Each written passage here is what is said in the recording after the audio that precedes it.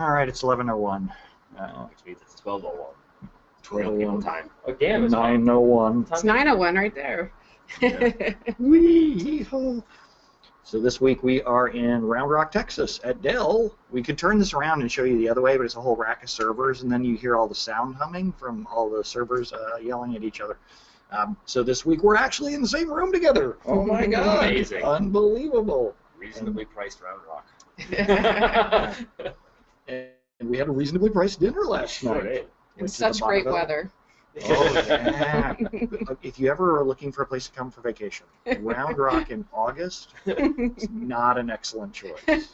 Not a very good choice at all. Hades would be cooler. Yeah, I thought you were going to say Haiti, which would also be cooler. Yes. Holy smokes. So yeah, it's been 100 every day. So today, Richie, what are you working on today?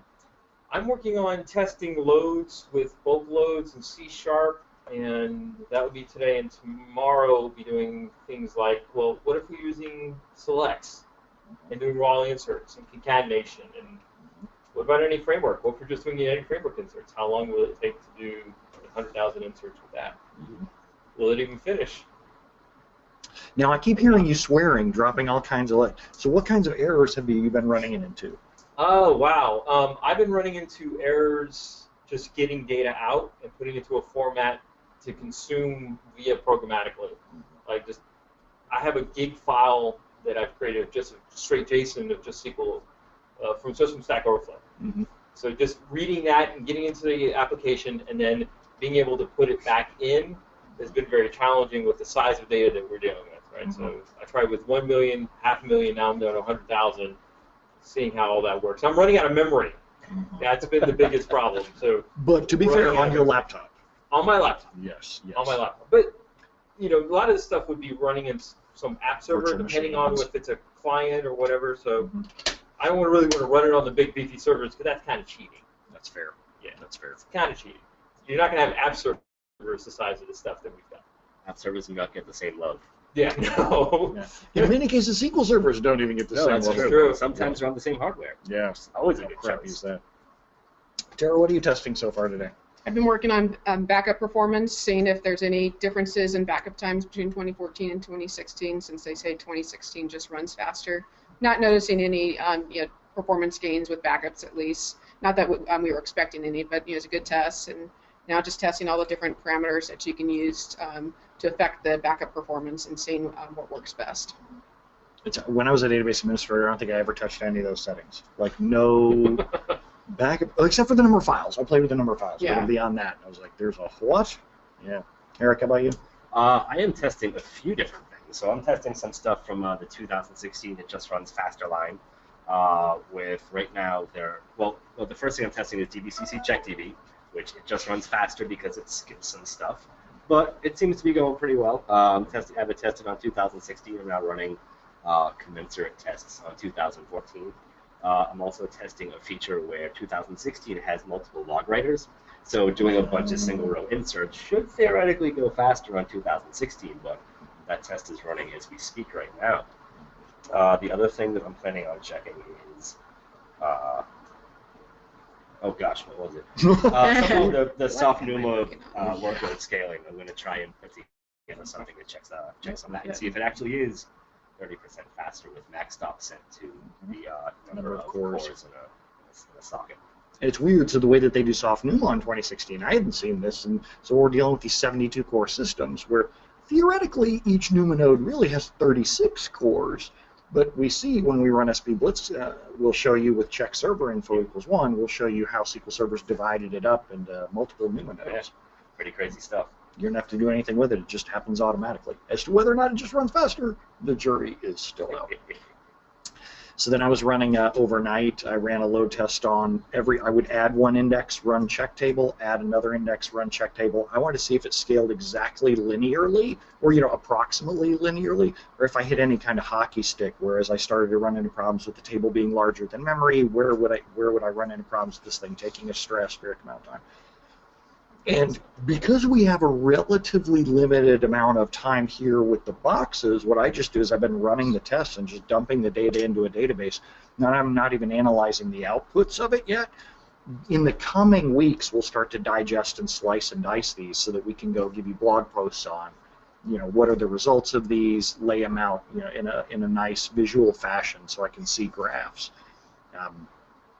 But the next thing will be that I want to play around with is memory grants. I want to play around, purposely construct a few. It's easy to write bad query memory grants on the sizes of data that we have here, and then see if I can easily reproduce stuff like resource semaphore query compile issues, and see if it's different, if I get different memory grant estimations back between 2012 and then 2016 CE.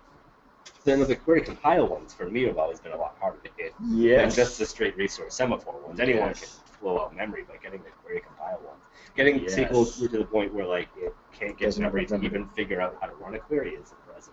Yes, it's a cool workload. Which is now it's easier with 72 cores. I can actually have enough running queries that I can really just drain this guy dry. And you guys have been. Yeah, you guys have definitely been draining them. I love this stuff. Let's see here. So if you guys have questions, now is the chance. There's only like 20 of you guys in here. Now is the chance to go put your questions in, because we usually go through these like chronologically. So we tend to hit the ones that come in early first. If you add more questions later, you may get missed. You may not actually get the answer in. So if you want, we'll go ahead and get started. Just since we have folks in here already, we'll go ahead and start going through these. Nate says, first off, thanks to you all guys for doing this. The videos and transcripts are a big help to me and the rest of the community. How much of a difference is there between using Kerberos and NTLM for Windows authentication? Oh, you're breaking up. I can't. Do we want to answer questions right now, though? Because he doesn't start recording. Oh, no, he starts recording right away. Okay. Yeah, because he wants to see if we ever get interesting. Okay. All right. If we ever say anything worth blogging about. Anything he can blackmail us for. Oh, let me turn off my little screensaver utility here. So, do any of you guys know anything about NTLM versus Kerberos? Because I'm certainly not that guy. Yeah. Microsoft says Kerberos is the recommendation, so we use Kerberos. Yeah. All the applications I've ever dealt with use Kerberos too. It was never any, you have to use NTLM for this one weird thing. It was always like Richie's shirt. Kirby. Kirby Link. Yeah, I get it. I get it. Meta or something. I have no idea what's happening here.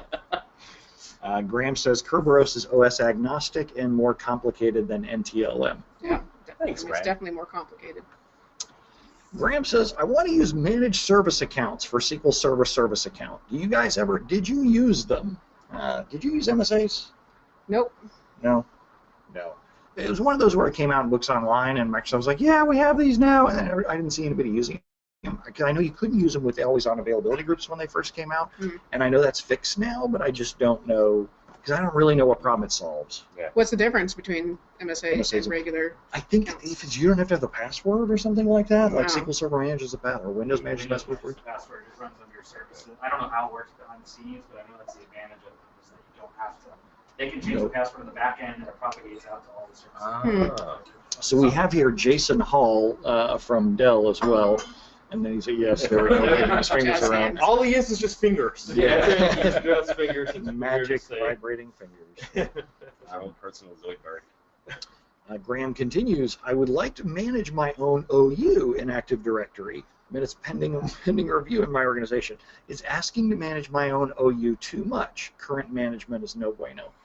Man, I don't know. Well, what do you guys feel about that? I have passionate feelings. I always wanted my Active Directory guy to just tell me what accounts I can use and just run with it. Yeah. I separate myself from it a bit. I believe we managed our own OU at one of the corporations I was at, but that's because we were very trusted, by the IT team. But other than that, and I'm not even too sure why we needed to manage it, because it's not like it was changing very often. So. Yeah. If your AD admins are so slow in getting you what you want, like if you need to spin up that many SQL servers with different service accounts all the time and virtual computer objects, I would probably ask you why you want that. Just what the big benefit is for you to have the rapidly changing AD stuff. I don't think I've ever heard of a DBA getting to manage. I hear of a lot of DBAs who are sysadmins, who are Active Directory admins, and I was that way. But like splitting off into separate OU, I never got that. Like most of the time when you set it up, as long as it's right the first time, you Yeah. get like the set service principal stuff. Privileges in like what is it? Delegate something. Mm-hmm. There's another setting that has to do with delegation on Clustering, all there. that. Yeah. So as long as you get that stuff set up the first time, there's not really a need to go back and tinker with it again after that. You just set the password and never expire and roll with it. I think managed service accounts, much like in SQL Server, the multiple active result sets were like kind of a checkbox for one customer, one big customer who wanted something for something, and they just said, no, we have it now. One of the corporations I worked at, we had about 700 servers, 700 SQL servers, and we were spinning up SQL servers pretty quickly. And after moving from one service account to each server got its own service account, and the agent got its own. We required the AD team or whoever was setting up the accounts to create 100 new accounts for us. That way, we didn't have to keep requesting it and waiting on them. So It's like and if we ever ran out, we would ask for another 100 of these. I bet they were like pushing you. Here's your own OU, please. Yeah, really. Here's the PowerShell. Well, it wasn't the sysadmins that had to do this. They've given some other help desk people privileges to add the accounts. It wasn't a big deal to them, but it did take a while for them to turn around those 100 accounts. Yeah. And it's not like they're adding value. It's not like they're doing some if you're letting help desk people do it. Yeah. Graham says he wants his own OU because there's an AD overhaul going on. Thanks for the recommendations. Yeah. There's the benefit. Good luck. So Mark asks, any improvements in SQL Server 2016 with always on? I don't know if I'd call them improvements, but there are some new features. Yeah. One that I've been writing about a lot is Direct seeding. Yeah, that thing. Yeah. So I have a whole series of blog posts about direct seeding, what's kind of good about it, what's kind of bad about it, things it works with, things it doesn't work with. I recommend you go back and take a look at that. But the problem that solves is actually really cool, and because I look on DBA.Stack Exchange a lot, and there are constantly availability group questions where people want to know, is there a way that I can automatically get a database added to my availability group and seed it out without writing a script? Okay, we add it, backup, restore, blah, blah, blah, blah. And there never was that, but direct seeding attempts to solve that problem. It's still got some stuff to work out. It's a little bit janky. It's the first run of it, but I got some faith in it. I think it's going to end up being all right. You're so polite. I try. I'm in Texas. I'm trying to be a gentleman. Oh, yeah. Glass is half the full. white hat. Yeah. There we go. Making a nod on that. There are multiple availability groups, so you get an AG of AGs is the new distributed availability groups feature. No GUI, but it lets you have one AG in one cluster, another AG in another Windows cluster, can be in different Windows domains even, and then another AG on top of that. So think of it as an AG of AGs. Sounds kind of crazy and complicated, but the nice part is whenever you want to roll out SQL Server 4096 or whatever comes next, then you can go build a separate AG there and directly move your data across from one AG to another. No GUI? Go ahead. It sounds, from the documentation that I was reading about, it sounds like they're trying to solve people that have disaster recovery solutions so that you don't have to have an AG across both data centers. And to me, it sounds like they're trying to solve how people are configuring their AGs in 2012 and 2014 and not having the quorum and votes set up properly, which you can do it. You can do it in 2012 and 2014 if you do it correctly, but distributed availability groups makes it simpler. The thing that you nailed it when you said they're fixing the wrong problem is that because it's built on top of clustering, the cluster can fail, so people kind of want to plan B. More clusters! I'm like, how about you not use clustering as the base level technology? But of course that ship has just sailed. It is what it is. I think you also get, you get some more replicas now. You also got parallel redo on the log stuff. So performance improvements there. Yeah, performance improvements is probably some compression stuff that improved, but I couldn't tell you more about that. It's nice to see that they're actually investing in that technology. Things are getting better there. Amber asks, why are you guys wearing the fun hats? We're always wearing these hats. Exactly. Howdy. We are in Texas. We're in Round Rock, Texas for Dell DBA Days. There's a big, ginormous rack of servers behind you. There's a wall, a bar over on this other side of the room. We're eating Mexican food and barbecue and all kinds of things that are Steak. going to kill us. Steak. I think this means that Amber has not been tuning into our DBA Days webcast, which is a Amber? darn tootin' shame. It's totally free. If you go to Wow. brentozar.com/go/Dell DBA Days, brentozar.com/go/Dell DBA Days. We still have 3 webcasts left on Thursday and Friday. So what's coming up tomorrow? I am doing a webcast tomorrow called Downtime Train, which explores some of the bad things that can happen when you don't pay enough attention to TempTV. Yeah. Will you be cosplaying as Rod Stewart? Maybe. The question is, when am I not? Oh, yeah. That's the secret, Captain. Always Rod Stewart. Then we're also doing one on Thursday afternoon talking about the performance overhead of various features, where we're going to look at some of the results that we've gotten and just talk about the tests that we ran and what kind of performance impacts that we saw. Then Friday, we're going to start pulling plugs and doing diabolical things to SQL Server in order to make them break, just for fun, because when we walk out of here, we want to leave the servers in a smoking pile of rubble, just as we leave. Thanks, Dell. Appreciate the sponsorship. See you next year. I love Dracker. Dracker, Yes. HP is the other one. Yes, Yeah, yes. sorry about that. Oops.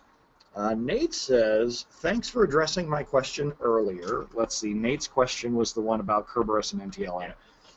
He says, our environment was never set up with correct SPNs. Was anyone's, though? Really? Let me get right down to it. So all SQL connections are using NTLM. Sounds like it's time to saddle up and bring it up with the domain names. One of my favorite, if you're looking for help on the set SPN thing, if you Google for set SPN Robert Davis, Yes. Robert Davis has a post talking about how you go about identifying when you have the service provider name problems and how you go about fixing them.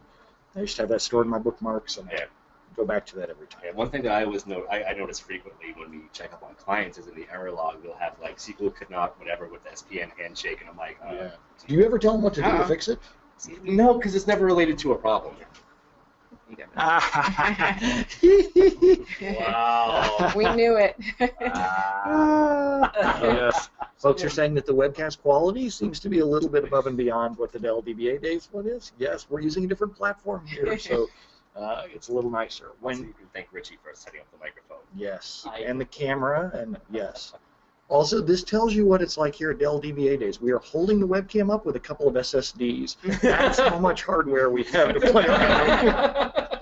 We're just using them for all over the stuff. And that's funny, but it's not a joke. It's reality. They really are. Some SSDs SSDs. holding up the... So, and to those of you who are watching the Periscope, you can actually see the SSDs now over in the Periscope side. So if you want to see even more of us, Yeah, we're everywhere. All of us. Mandy asks, Eric, in your downtime train, she even got it spelled correctly, downtime train webinar, will you be covering TempDB impact of snapshot isolation logs? oh Mandy, yes, yeah, that's actually what makes things break at the end of the day is that TempDB wasn't watched appropriately, and someone went and turned on a cool feature, and then TempDB stopped responding to things. So Begin Tran. yes. Yeah, I once had a database that would, it was a Java application, and You could stop the story there. It'd be terrifying. We get it. there were times where, and I don't remember what it was, Hibernate maybe, but there was a bug where it would just do a begin tran and it just would forget to commit, and we were using RCSI, similar to snapshot isolation on the database, and eventually TempDB would run out of space. Yeah.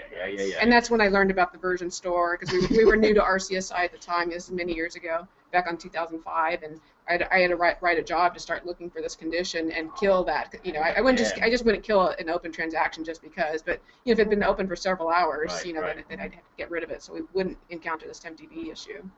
And when I left that company just 3 years ago, that issue still existed. So Oh, yeah. it was years of this bug in place, and it wasn't an application bug; it was the framework they were using. Yeah, I dealt with a very similar bug with a third-party vendor back when I worked at a market research company, and what would happen sometimes is a telephone interviewer would start asking a question, and they would go to edit something, and so SQL would start to issue an update to the table to mark a response, Yeah. but it wouldn't commit until they hit the next button. So there'd be all these. Oh.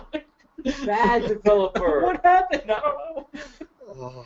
No, this is my first feet in the water with SQL thing too, and so I would see this stuff and just I don't know. know. Is this normal? Yeah. Who else in the world no, does this? Not normal. Yeah. Well, Just see this it stuff. shouldn't be normal. How's that? Oh. We just see this stuff pile up, and we're like, I can't do the survey. We're like, Nope. you can't. Kevin says Microsoft has a free tool for Kerberos called Kerberos Configuration Manager. So I've never seen that.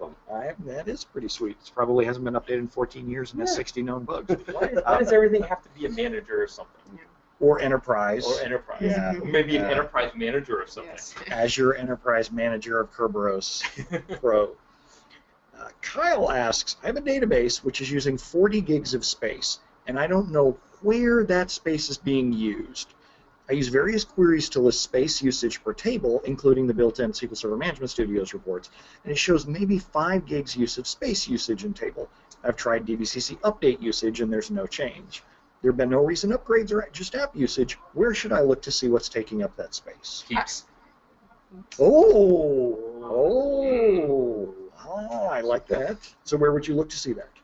So you can actually run SP Blitz Index, and you can figure out if you have heaps with a lot of deletes against them. Like I talked about a little bit earlier, when you delete from heaps, you don't actually deallocate pages from the table, you just delete pages or rows from the pages. So you could have gigantic heaps with very little data in them. And that's very common if people have staging tables and they're just deleting from the staging table rather than truncating. So that space usage per table report would reflect that? I have no idea. SP Blitz Index. Well, but he's saying he ran the space report. usage. Oh, yeah, I'm I not don't sure. know I'm not if it sure will what or that not. would show for that. Yeah. No. Since you're looking at reports in SSMS, look at the disk usage, not per table, just disk usage, and you'll probably see it's free space. I like that. But that doesn't mean you should shrink your database. Why not? I hear so many good things about shrinking databases. It's all over the web. Everyone says that I should do it. Well, you have to figure out if that free space is actually a problem or not. If it's a 40 gig database and you have hopefully you're living in recent history and you have at least 100 gig or 200 gig drive, it's probably not a big deal. It's true. The solid state drives we're using to hold up the webcam are 120 gig drives. That's why they're lying around in here like popcorn after a movie theater closes. Because you can buy them for a 120 gig drive these days. It's like $80 on Amazon. So it's really cheap. So if your database grew to be that size once, there's a pretty good chance it would grow to be that size again. So if you just kind of leave it how it is, you just save yourself the trouble of having to regrow your data file. Nate asks a question. There's this year in October, both the PASS Summit and SQL Intersection are 2 different conferences that are scheduled at the same time. Which would you guys recommend? Both. Yes. Yeah, that's wow. It's hard to go wrong. I would recommend coming to our pre-con and then going to Intersection. Ooh. Very interesting. That's what I Mix did it up a last year. little bit. Yeah, I did actually. Yeah. Well, so what do you guys recommend and why? I haven't been to SQL Intersections. Oh, I yeah. want to go. Yeah, especially because it's in Vegas. In Vegas, yeah. But I don't want to miss PASS. I don't know. Well, Tough. I mean, what are you trying to get out of a conference? Mm. Right? I mean, they're 2 very different conferences. That's right? a great question. So if you're going to PASS, it's going to be much more of a community level event, much more real people use these technologies day in and day out. They're going to be the ones presenting. A lot of Microsoft presenters there as well. Intersections, there's a whole bunch of other different technologies going on at the same time. Yeah, that's true. So if you're more of a widespread, hey, I like a little dev, I like a little this, I like a little that, Intersections may be something good for you. That's true. It's I go back and forth to them all the time, and I like both of them. PASS is kind of life-changing because you see 5,000 people in the same conference center that do the same thing that you do. There are 25 tracks, or whatever it is, going on at exactly the same time. So there's a bunch of topics covering everything you could possibly imagine, but only SQL Server.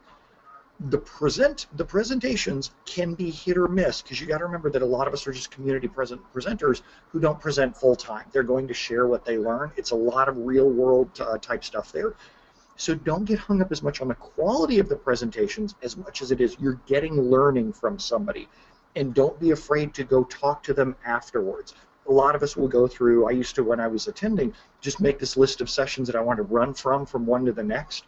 Stop and just find the ones you really want and talk to people afterwards. Go talk to the presenter, take your time. If you want 5 different introductions to R, go to There are 5 sessions on an intro to R. Intersections of presenters tend to be a little bit more full-time presentery, like professional trainers. There's less simultaneous tracks. There's only going to be like 3 or 4 SQL Server tracks simultaneously, so you don't quite get the breadth. But just, 6 of one, half dozen of the other. Seattle in October sucks. Vegas is a little bit more fun. So if you're going just as an excuse to write a check and go party somewhere, go to Vegas. Yeah, well, I would say probably the hallway track with Pass is probably best. Wonderful. So the hallway track being, hey, I'm not going to go to a session, but I'm going to talk to people just hanging around and get learning from that.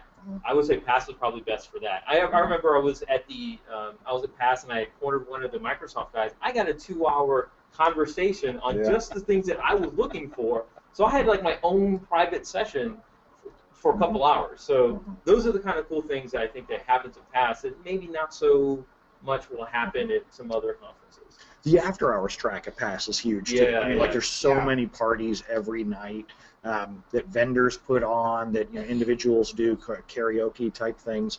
In intersections at 5 o'clock or whatever it is, everyone disappears. Oh. Just like everybody goes off and does their own thing. So the speakers still get together, and if you're an attendee that wants to get to the speakers, go talk to one of the speakers, and they'll tell you wherever they're going off as a group that night. But it's just very different from the SQL family thing that a lot of people talk about at Pass.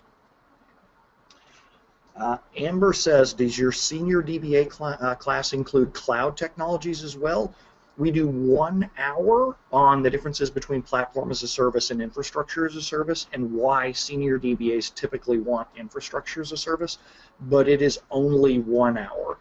Typically, if you want more in-depth cloud stuff, the thing is it changes so fast that generally you don't want to go get a regular cloud training class on it. You want to go directly to the cloud vendor and explain to them what your use case is, and they'll help get you set up. Graham asks, any of you guys have any experience with Microsoft's Document DB? Have you seen anybody using that, Richie? I haven't seen really many people use it hardly at all. From what I understand, it's very similar to the stuff they have over in Amazon and Dynamo and things like that. But, which I've worked with, but I haven't really. No, I've worked with Dynamo. I haven't worked with Document DB yet. It's on the list of things to do, and it's very long. So tell me about the kinds of experiences that you had with Document DB, or with Dynamo DB. With Dynamo, essentially you're just going to have one flat table, and it's going to be very fast on that flat table. And if you need to run one particular index on it, you can do that. Any more than that, you're kind of sunk. You're not going to want to do like a lot of OLTP type stuff. Relational. But like have my whole bunch of other tables and they all relate to one another. Things like you probably want to put one thing. One unique thing in one table, and then have something else that's not related in another table. Very fast, very performant, but you're not going to get the niceties of transactions and things like that, ACID compliance that you would with your regular relationals. Yeah. The thing I would look at with Document DB is the maximum size of the document, and then the maximum size of a collection as well. I forget what Document DB calls the collection thing, but it's fairly limited, as is Amazon. Yeah, I mean, they're both pretty limited.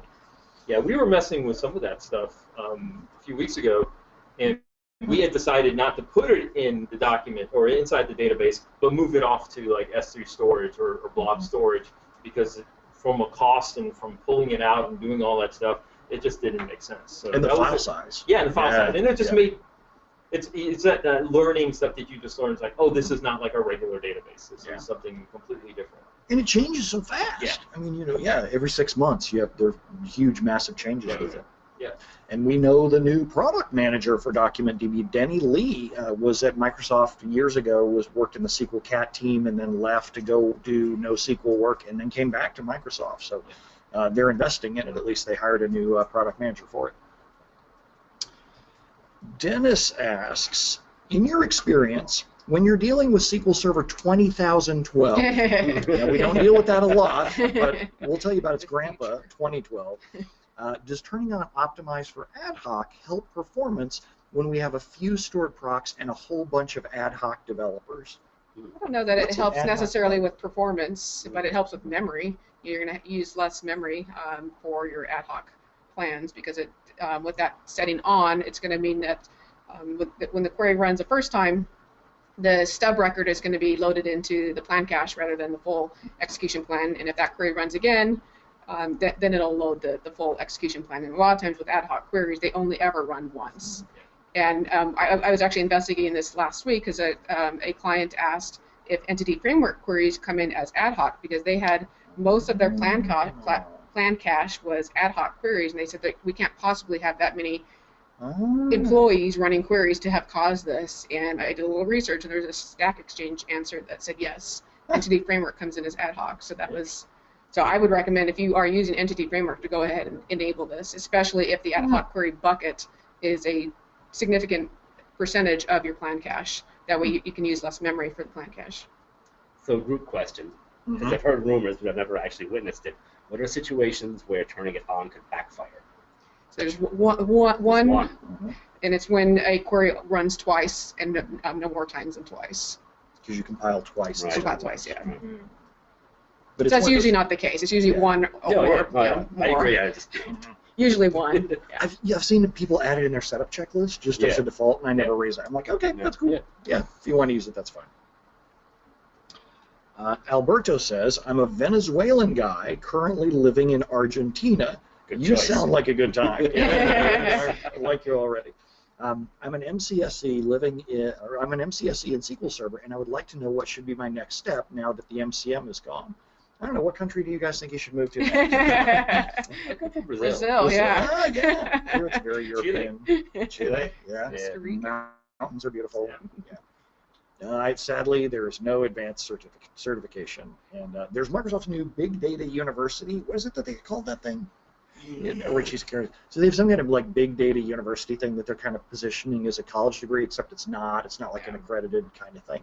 Sadly, you are at the pinnacle, and not just because you're living in cool places. It's it's good as it gets. I would say instead of thinking about spending time studying for a cert, now's the time where you start giving back. You start writing blogs, doing presentations, because that will enrich your career way more than a certification will. Anybody can get a certification. Or so try getting a job. Try getting a job. Yeah. It's Like a data jobs. science degree, Degree, right? yeah. It's degree. It's like the antiperspirant. It's not really a degree. So who's going to be going after those data scientists? Wouldn't that be on the BI side? And if you're an MCSE asking about MCM and other certifications, probably not interested in data scientists. God, I hope not. Yeah, no. Nothing against data science. Right. It's wonderful. It's a very specific career path. Yeah. Not necessarily one to DBAs. It's not DBAs, yeah. Just make sure Buck Woody doesn't pop up behind you. Knock you out. About data science. Okay? I'm not talking bad about it. It's just DBAs aren't going to be going down that track, probably. Oh, he had a blog post recently where he said, don't learn data science. He said, whatever you do, don't learn data science. Learn specific topics. Pick things. I want to solve this problem this week. Because it's going to take you 5 years to be a data scientist. Right. You just pick things you can nibble off in a week. David says, I've read that SSMS 2016 is no longer directly connected to the version of database that you're running.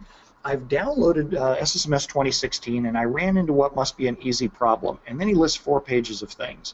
Hold on, he says, I'm trying to import. I think the answer is going to be we don't know. This is. Just at a glance, what I would do is anytime you have a multi-paragraph thing with an error message, just post it on Stack Exchange. Go to dba.stackexchange.com, and you can post it over there. People can get you the exact answer on that one. Rob says, I see this week in the blog that Microsoft is putting out SQL Server cumulative updates in their Windows updates. Weren't those always in Windows updates in the past? No, service packs were. Service packs have been for the longest time, but cumulative updates popping up in Windows updates, that is new. And Microsoft hasn't gotten its act together either. I have a screenshot in that blog post where it shows both CU14 and Service Pack 2 inside the same thing, where it's going to tell you to download 1.5 gig of updates, and one of them just replaces the other. So, in bigger organizations, you're going to have Windows updates turned off on your servers and possibly use SCCM, System Center Configuration Manager, to manage your updates and what you're going to be pushing to the servers. And at a lot of organizations on the SQL servers, you might push the patches to the server, but you're not installing them yet. So the servers have already downloaded them, but then a DBA comes along or a sysadmin and double clicks on the bubble that appears and just installs it, and then you can reboot and you do your failovers. The man with the coolest first name in the world, Rowdy, asks, I'm working on, and yes, I know who you are, Rowdy, because it's not like how many people do we know named Rowdy. So there's one guy named Rowdy, and I recognize his last name. I'm working on some scripts to ensure that our DR instances remain in sync with our failover clustered instance. So far, I've got scripts to check logins and SQL agent jobs. Next, I'm working to compare the contents of sys configurations. What else would you compare? Oh, that's such a great question. I would stop and don't reinvent the wheel. You know, there's tools out there that can do this for you already. I mean, I used to do all this manually, and you're talking about a lot of things you're going to have to check. You know, alerts, operators, besides jobs and logins. There's a lot of things that are stored outside of your user database. What third party, is there any third party? I know Bill Graziano has a tool. I don't know if that's the most popular tool. He wrote one a few years ago. I know that he keeps it up to date. I'm not sure about the other tools, though. What's the name of it? I don't remember his tool. Okay. So that's Bill Graziano, Graziano. Yeah. I'm going to go fire up Google. I think he's scalesql.com. Yeah. Okay. Server compare. So let's see here. I'm sure he's got, it's even in, who knows? Yeah, go start there. There's our. I think that there's another tool that maybe people are using. Schema compare. Yeah, schema compare to like. It does a server level? Yeah. Oh, okay. It doesn't have a server compare built in too. It's not automatable at the moment, which is kind of a shame for this use case. But if you want to try the trial a toe, you can at least do one. It'll list off all the differences that it checks, and then you can build that and check. There you go. I'm not sure if they can hear him since he's so from the microwave. Microwave. It's almost lunchtime. Look at that. Sorry, guys. Microphone.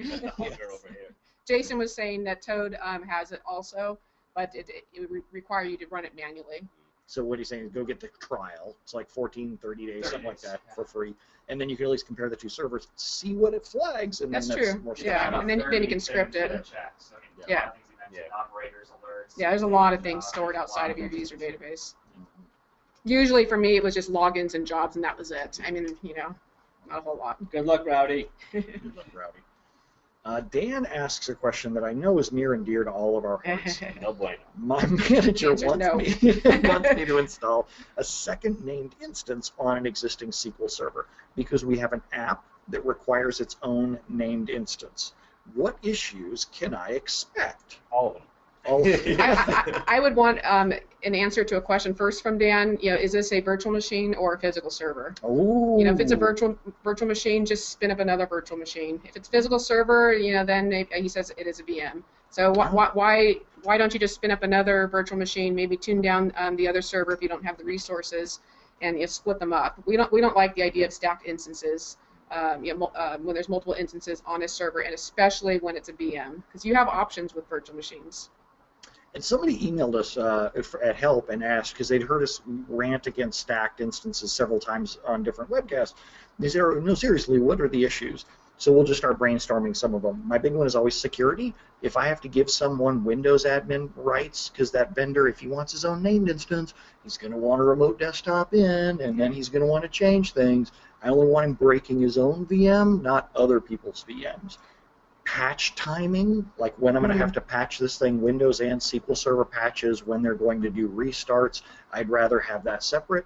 Sooner or later, this app is going to be like, I can only go to SQL 2012 Service Pack 1, and everybody else wants to go to newer, like 2014. Then you end up peeling them off onto different VMs anyway. Different failover options, performance troubleshooting is a nightmare. Where is my CPU usage coming from? Then people will start playing around with affinity masking, and they're hard coding how much CPU each instance can actually get. It's just a big pain in the rear. Yeah, CPU memory would be my two biggest. I mean, even if you use resource governor, that can't control everything. Yep. You're using direct attached storage. Yeah. In cases where you want physical. Yeah. We're fighting over the same SAN throughput. Kyle says, I was given the thumbs up to attend PASS this year, but I will not be given any money on training or travel next year. I was looking into your performance tuning class or your senior DBA class online, but I've never been to an in-depth SQL course. I'm learning towards one of the training classes instead of PASS. What would the difference be in the long run? Oh, this is such a good question. Yeah. I'll give you my take. PASS gives you a lot of different 60 to 75-minute sessions it is not really a start to finish drill down into one topic. However, Pass is better if you want to network, meet people, build a reputation in the SQL Server community, get help from other people in person, see vendors in the exhibitor area. It's really more of a networking thing than it is an educational thing. Don't get me wrong, there's good sessions at conferences, but my always experience has been, I'm only going to get to, say, 5 or 6 sessions per day max, and 3 of them might suck, so I might get happy with 2 of them. Whereas when you go to our training that's, say, 4 days straight, I guarantee no more than 2 sessions max will suck in any given day. Most of them will be okay. You don't do that much networking. You network amongst the 15 to 30 people who are there in training, and you learn, meet them for life. But it's just a different kind of setup deal. Graham says, I have automated, Graham, I like you already. There we go. I have automated my database restores and CheckDB with the results of each process getting logged to a table. Love it. I know that this is recommended, Get over here. but how many people actually do this? And is there a tool or something that can help automate this for me? So, do you guys have anything that helps automate restoring databases to another server? We do exactly this. I will tell you, a lot of people do this. Some of who have, it sounds like, done it the hard way. So apologize for the pitch here, but Lightspeed for SQL Server, our backup and recovery tool, about a year ago introduced a feature called Automated Restore. And the whole idea is you point Automated Restore to a folder. Lightspeed's going to scan through that folder and automatically find the latest backup set. So if you've got fulls, diffs, logs, all mixed into this folder, we'll do the hard work for you and find the latest backup set to recover. We'll recover it to a target system. Now, there's a lot of reasons why you may want to do this, one of which is just test the restore, right? So the best way to know it can recover it. So if the restore is successful, Lightspeed can just drop the database, right? You're done, let's free up the space and let's move on to the next one. So you can kind of set up this round robin. But the second reason you can set up an automated restore is exactly this. After your database is restored, run your CheckDBs against it. So Lightspeed can do that too, and we give you all the CheckDB options that you might want to set. After the CheckDB is done, we'll log our results into a central repository. And again, if it's successful, you can drop the database, free up the space, and move on to the next one. If it fails, it'll leave the database around so you can get in there, figure out what's going on, hopefully fix the issue. So yes, if you're looking for a third-party approach, Lightspeed does exactly this. It's probably one of our more interesting features we've added in a while, to be honest with you, and we're starting to see a lot of traction. Certainly, you can do it the hard way. It's a lot of scripting, though. There's a lot of variables you have to consider, where your backups are, the types of backups there are, the parameters you need to use for recovery, and then all the CheckDB options. So if you're looking for a way to automate it, then yeah, Lightspeed for SQL Server. If you Google it, you'll get right to the product page. There's a free 14-day trial for Lightspeed. So if you wanted to kick the tires on it, make sure it does what you need it to do. You can run it for 14 days. And yeah, thanks for the plug. And I have to say too, so like people often ask, why would I still get something like Lightspeed when I get backup compression in the product? This is one of the reasons why.